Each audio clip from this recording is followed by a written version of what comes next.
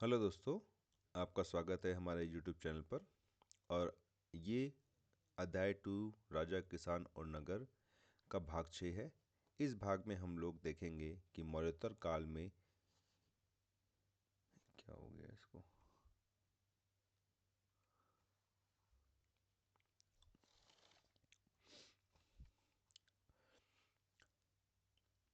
Hello दोस्तों, ये class 12th की हिस्ट्री का अध्याय 2 राजा किसान और नगर है।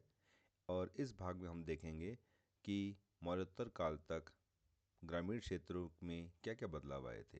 तो आइए स्टार्ट करते हैं।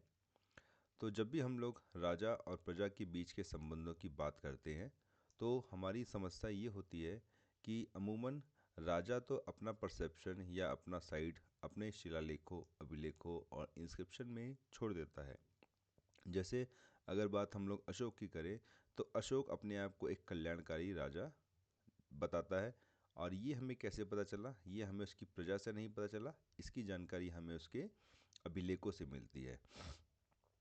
पर अगर हम ये जानना चाहें कि अशोक के बारे में अशोक के बारे में उसकी प्रजा क्या सोचती थी या अन्य राजाओं के बारे में उनकी प्रजा क्या सोचती थी, तो हमारे सामने बहुत ही बड़ी समस्या आ जाती है। क्यों?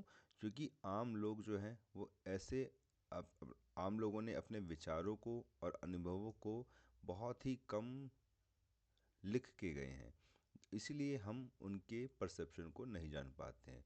लेकिन ज़रूरी नहीं है कि ये हमेशा से ऐसा रहा हो। मतलब कि हमारे पास कभी कभी कभी कुछ सोर्स ऐसे मिल जाते हैं जिसके थ्रू हम लोग प्रजा के परसेप्शन को जान सकते हैं। जैसे आपको लोकगीत, लोक कथाएँ को के बारे में पता होगा। लोकगीत और लोक कथाएँ नॉर्मली ओरल ट्रेडिशन को फॉलो करती हैं और मौखिक रूप से एक जनरेशन से दूसरे जनरेशन में ट्रांसफ़र होती है। तो ऐसे ही दो पुस्तकें हैं, जातक कथाएँ और पंचतंत्र की कहानियाँ। ये लोकप्रिय मौखिक कहानियाँ हैं और इनको बाद में लिखित रूप में प्रस्तुत किया गया है। तो जैसे जातक कथाएँ जो हैं वो पहली से शताब्दी ईसा पूर्व के मध्य में पाली में लिखी गई थी। तो इन जब जातक कथाओं और पंचतंत्र की कहानियों को हम लोग पढ़ते हैं तो ये कहानियाँ लोक कथाएँ हैं, लोगों के बीच में पॉपुलर थी और एक जनरेशन से दूसरे जनरेशन में मौखिक रूप से ट्रांसफ़र की गई और बहुत समय के बाद इनकी रचना की गई, मतलब इनको लिखित रूप प्रदान किया गया। और जब हम इन चीज़ों को पढ़ते हैं तो हमें पता चलता है कि प्रजा राजा के बारे में क्या सोचती थी।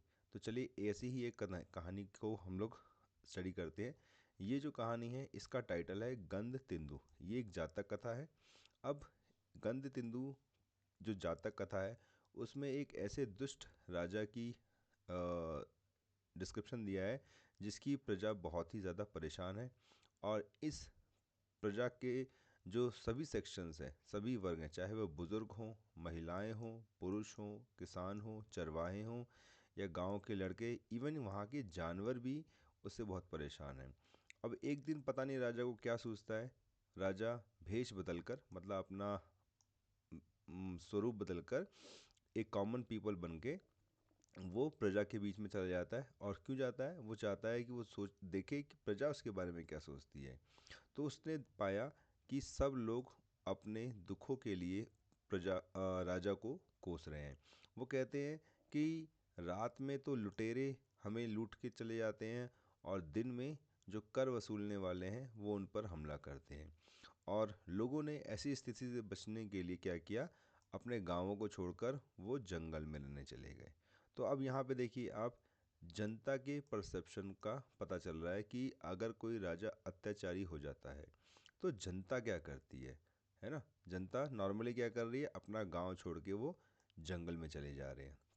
देन तो यही है कि इस कहानी से पता चलता है कि राजा और प्रजा, खास तौर पर जो ग्रामीण आबादी के लोग हैं, उनका राजा या शाही सत्ता के साथ किस तरह का संबंध है।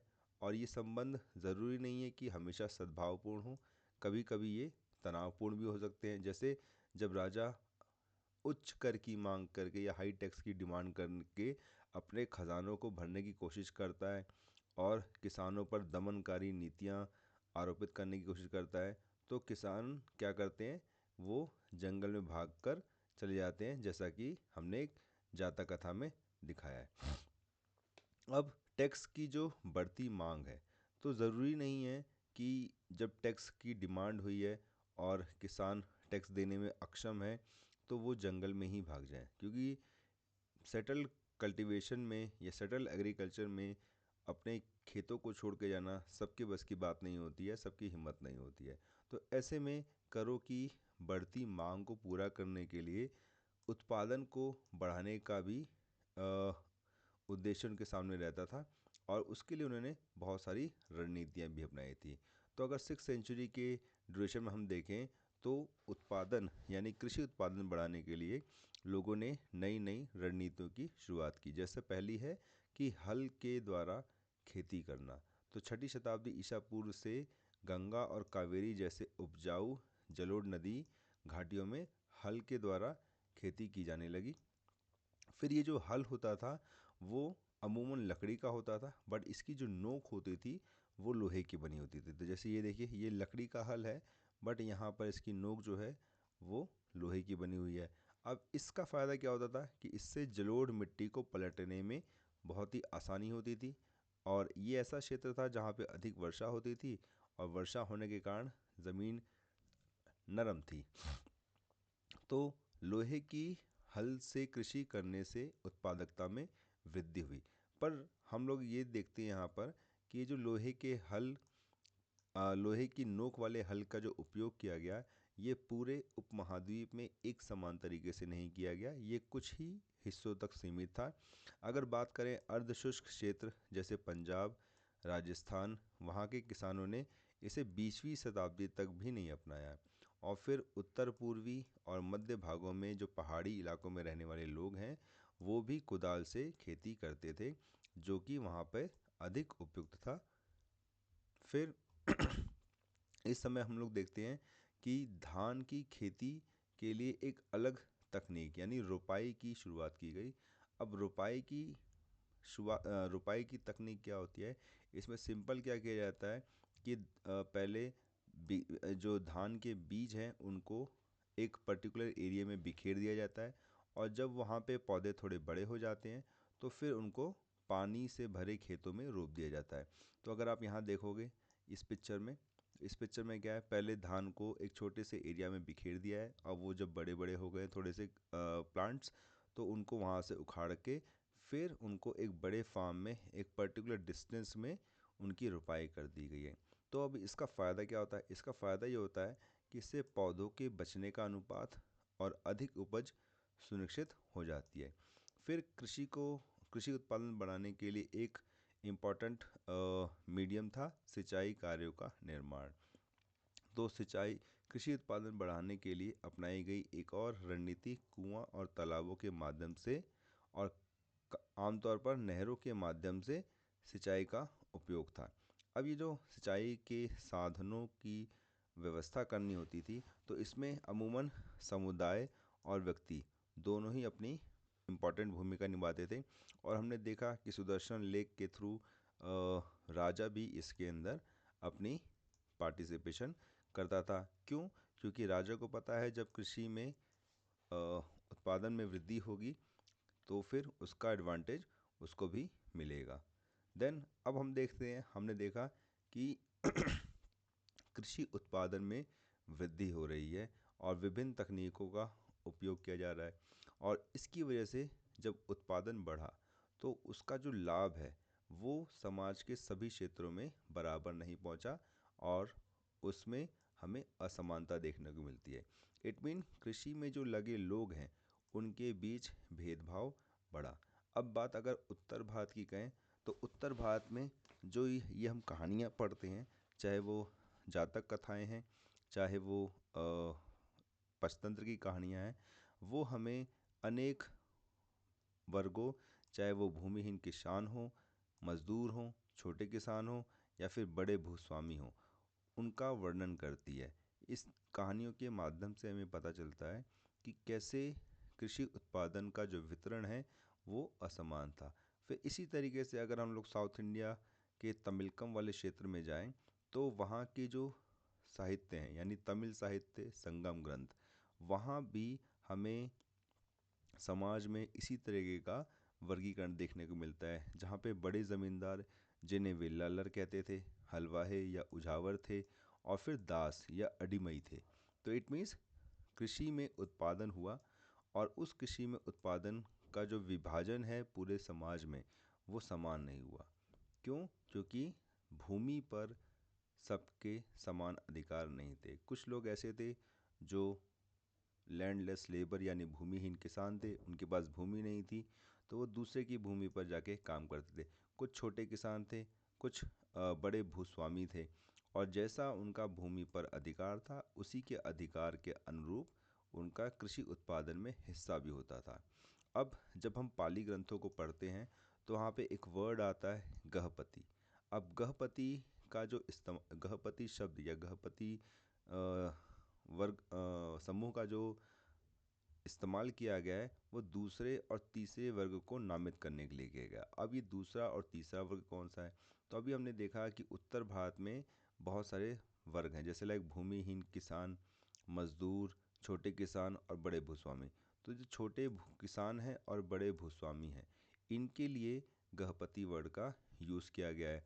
अब ये जो बड़े भूस्वामी होते थे, ये गांव के कई बार मुखिया भी होते थे, और इनकी जो स्थिति थी वो वंशानुगत होती थी। मतलब अभी पिताजी मुखिया हैं तो उनकी मृत्यु के बाद उनका बेटा मुखिया बनेगा, और वो क्यों बनेगा?